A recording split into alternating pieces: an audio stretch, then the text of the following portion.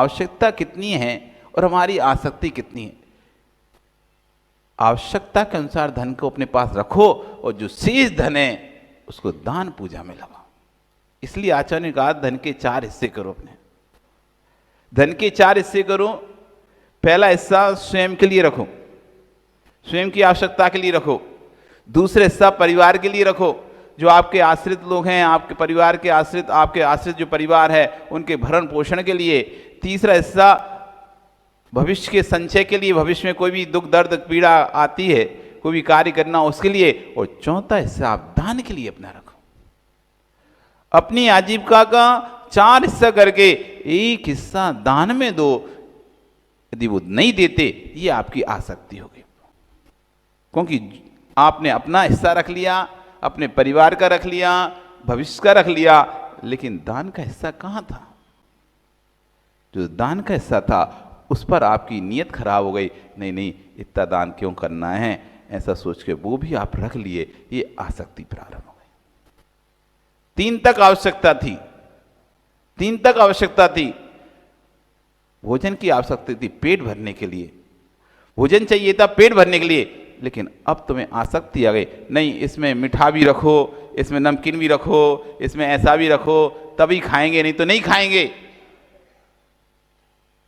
भोजन के प्रति पहले जब कुछ नहीं था तो भैया सूखी रोटी खा लेते थे, 2 सब्जी से ही खा लेते थे। अब ज्यादा होगा तो ये भी चाहिए, ये भी चाहिए, ये मतलब अपने घर में व्यक्ति 2 रोटी सूखी खा लेगा, वो भाई कोई के जीवन में जाएगा ना, समाज में ये नहीं बनाया तुमने, पापड़ नहीं था, अचार नहीं रखा था, ये रखा नहीं था, मीठा नहीं था, नमकीन नहीं था, दुनिया भर की बातें कहेगा, खाया आएगा पेट भर के, और फिर भी आके बाहर कहेगा ये तो था ही नहीं। काय का जीवन। और घर में एक थाली आप देख लोगे, खाली थाली है, उसमें 1 रोटी रखिए और 1 ज्यादा कटोरी में सब्जी होगी या 1 में दाल होगी, बस, इससे ज्यादा कुछ भी नहीं उसकी थाली में। और चुपचाप खा लेता है, चू भी नहीं करता है। ये आवश्यकता है। पेट भरना है ना, भूख लग रही है तो चुपचाप खा लेगा। और जब वो जीवन में जाएगा वो थाली उठाएगा, ये भी रख लो, ये भी रख लो, ये भी रख लो, ये भी और बाद में भले फिर छोड़ के फेंक के आ जाए जूठा। बहुत से लोगों की आदत होती है ज्यादा भर लेते हैं, प्लेट में ज्यादा सब्जी रख लेते हैं, ज्यादा मीठा रख लेते हैं, ज्यादा पूड़ी आदि सब कौन बार जाएगा, और आसक्ति से पता नहीं फिर मिला नहीं मिला, और थोड़ा सा खाएंगे तभी खांसी आ गई, अब खाने की इच्छा नहीं हो रही, अब क्या करें इसका? भर तो लिया था। धीरे से देखेगा, इधर किसी ने देखा, उधर किसी ने देखा, धीरे से थाली सरका देगा ऐसे नीचे। हाँ बिल्कुल, आप देखना कभी सीसीटीवी कैमरे लगा देना, जहां पर भोजन चले वहां पर विनोद जी सीसीटीवी कैमरे लगा दो, फिर देखो कौन धीरे से नीचे सरका, ऐसे सरकाता है जैसे कोई देख ना ले। हाँ ऐसे ही खड़ा हो जाएगा, अब उसे पता है अब तो खप तो है नहीं रहा, वो ज्यादा ले लिया, अब ऐसे छोड़ूंगा तो लोग कहेंगे क्यों खाना छोड़ दिए, वेस्टेज छोड़ रहे हो, जूठन छोड़ रहे हो, लिया क्यों था? अब कोई देखे ना, कोई बेंच के नीचे कपड़ा मपड़ा जहाँ रखा होगा धीरे से उसके नीचे भर देगा, कोई को दिखे ही ना। अब भले 3 दिन तक पड़ी रहे वो प्लेट, भले वो 3 दिन तक वो ऐसी जगह घुसाई ना उसने कि दिख नहीं रहा, सामने वाले ने ऊपर भर कर ही ले गया, सफाई करने वाला उधर उसने भी नहीं देखा, 3 दिन तक वो सड़ता रहा भोजन। कभी जब वो सफाई हुई वहां पर टेबल में हटी, तब निकला देखो ये प्लेट। लोग छोड़ते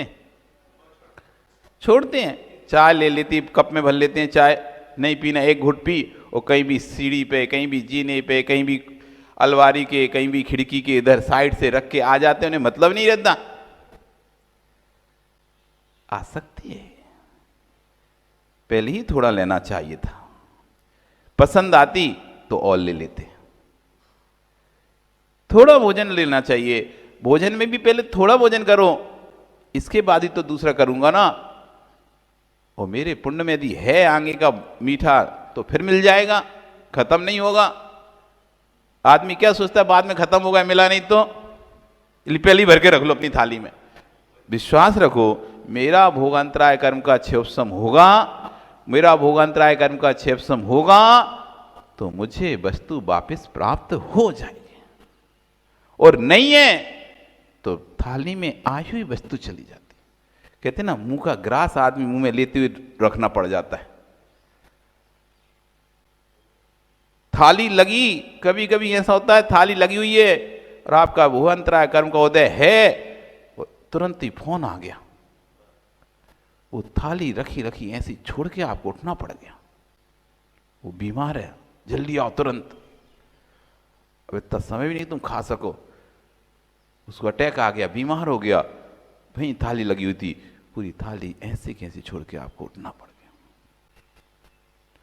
वो कभी ऐसा होता है, भोजन के कोई नियोग नहीं होते, अच्छा कोई मिल जाए, अरे भैया भोजन करके तो जाना पड़ेगा, सोच रहे थे आज तो भूखे ही रहने वाले हैं, आज तो भूखे ही रहेंगे, आज तो कुछ है ही नहीं है, लेकिन जब भोगांतराय कर्म का क्षोभसम होता है।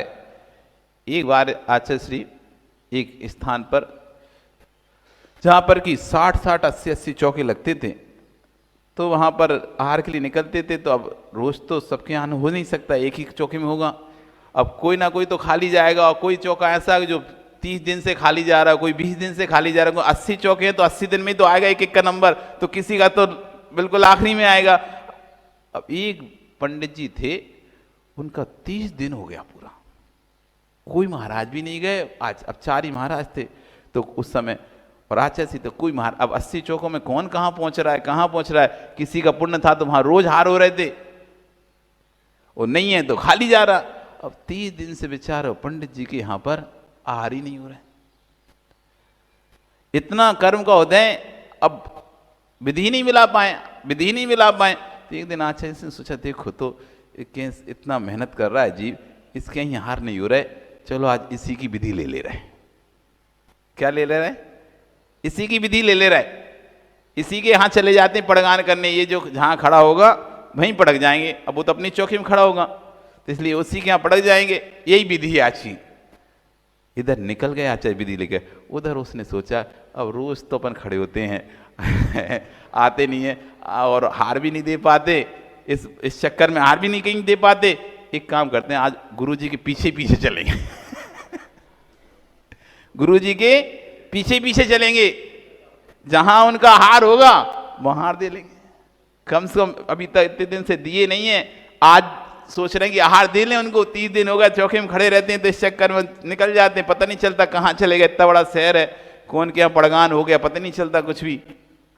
तो आज तो गुरुजी को आहार देना ही है, उसने भी सोच लिया कि आज तो गुरुजी को आहार देना ही है, तो उसने भी अपने घर में कह दिया आज मैं पड़गान में खड़ा नहीं होगा, आज तुम लोग खड़े हो, अब रोज तो 30 दिन से तो खड़े हैं, आ ही नहीं रहे, ठीक है अब और क्या है, आज तुम ही लोग खड़े हो जाओ, मैं तो गुरुजी के पीछे पीछे चलूंगा, और जहां उनका पड़गान होगा वहां हार दूंगा। अब भैया गुरुजी निकल पड़े, अब वो व्यक्ति तो दिखे नहीं उन्हें पूरा नगर घूम लिया, उसके घर के आगे से ही निकल गए, तब भी दिखाई नहीं देना। अब तो आचार्य सी सोच रहे क्या करें, पता चला वो तो पीछे चल रहा है, साथ में चल रहा है, अब विधि पीछे चल रही तो विधि, अब लोग में हल्ला, विधि नहीं मिल रही, विधि नहीं मिल रही, विधि नहीं मिल रही, आचार्य सी विधि नहीं मिल रही, तो आचार्य की आज तो पास पक्का, क्यों विधि तो पीछे चल रही है, विधि मिले कहां से, विधि तो पीछे चल रही है, अब विधि आगे होती तो कम से कम खड़े हो जाते उसके आगे, लेकिन विधि तो पीछे चल रही है, और वो भी सोचा कि आज तो मैं पक्का हार दे के रहूंगा आज खड़े नहीं होऊंगा, आज तो पक्का हार दे के रहूंगा। अब सब पड़गान हो गया भैया, देख रहे हैं लेकिन आचार्य से घूम रहे हैं, कोई विधि नहीं मिल रही, सब लोग हलचल मची हुई है, अरे विधि मिलाओ, विधि मिलाओ, कोई कलश बढ़ा रहा है, कोई कुछ कर रहा है, और आप लोग तो ऐसे खड़े हो जाते हो, हालांकि हाथ जोड़े, और आप कोई विधि भी ले लेना तो आप कुछ कर भी नहीं पाओगे। अरे कभी भी पड़गान खड़े हो तो खाली हाथ नहीं खड़े होना चाहिए, हाथ में सामग्री रखो, कभी साधु ने विधि ले ली तो आप बदल के बना तो सको, अब आप खाली हाथ खड़े हो, हे स्वामी नमोस्तु नमोस्तु नमोस्तु, अब क्या कोई विधि भी लेना तो तुम बनाओगे क्या, तुम्हारे पास तो कोई सामग्री नहीं है, उन्होंने मान लो 5 फल की विधि ले ली, अब तुम तो खाली हाथ खड़े हो, कहां से विधि मिलाओगे, कभी खाली हाथ नहीं खड़े होना चाहिए। कल हम आप लोग घर चढ़ाने आए थे ऊपर, तब हम आपको बोले थे गुरु के पास, प्रभु के पास, गुरु के पास, वैद्य के पास कभी खाली हाथ मत जाना। हाथ में कुछ ना कुछ लेके जाना। आचार्य गुण कहते हैं कि जब भी आप गुरु के पास, अपनी जेब में आप सामान पटके रहते हो, 2 बादाम रखे रहो, 4 बादाम जेब में पड़े रहो, अपने कपड़ों में रखे रहो। जब भी गुरु के पास जाएं, दोपहर में जा रहे, सुबह जा रहे, शाम जा रहे, कभी भी जा रहे, बादाम चढ़ा के वंदना कर लो। खाली हाथ मत जाओ। आप सोचे अब सुबह तो हम चावल चढ़ा ही दिए थे ना, अब दोपहर क्या लेके जाएंगे? चावल तो 24 घंटे डिब्बी तो हाथ में नहीं रखेंगे, तो क्या लेके जाएं? चावल से जेब भी खराब हो जाएगी, कहाँ पड़े रहेंगे, गिरेंगे।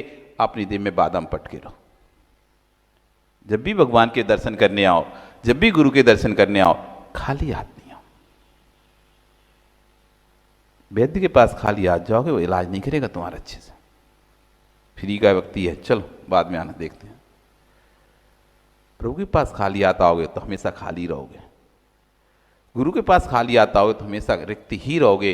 इसलिए अपना अपना द्रव्य चढ़ाना चाहिए। ये आप लोग एक दूसरे हाथ लगाते रहते ना एक प्लेट में रख के, बहुत गलत है। यहाँ की परंपरा बहुत गलत है। एक प्लेट में रख लिया और सब लोग हाथ लगाओ। भैया नहीं, पुण्य हाथ लगाने वाला नहीं चाहिए हमें। हमें जो पुण्य चाहिए, मेरा स्वतंत्र चाहिए। उसके तो हाथ में है, उसका तो हाथ भर गया, हमारा तो हाथ खाली का खाली है। और हम आ किसके पास? 3 लोग के नाथ के पास जा रहे हैं, 3 लोग के नाथ की पूजा कर रहे हैं, खाली हाथ चढ़ा रहा है वो, हम बस हाथ लगाते जा रहे हैं।